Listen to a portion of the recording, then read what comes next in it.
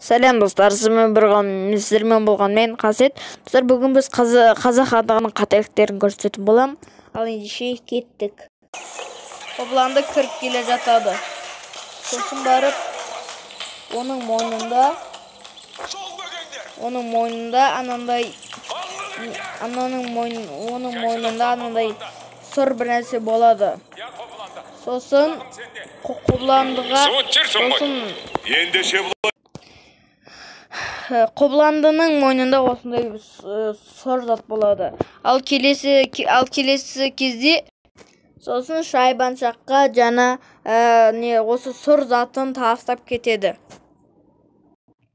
Сосын оның мойнында жаңағы сұр зат қайттан пайда болады. Ол қалай? Керейдің басында ештеңе жоқ болады. Сосын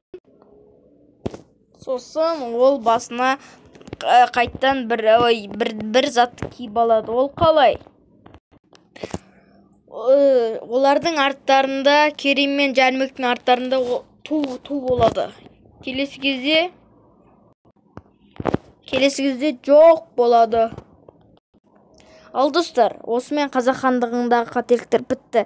Келесі серия шығу үшін 5 лайк басайық. Сонда мен тез шығаруға тырысамын. Ал кездескенше сау болыңыздар. Сіздермен болған мен Қасет, сау болыңыздар.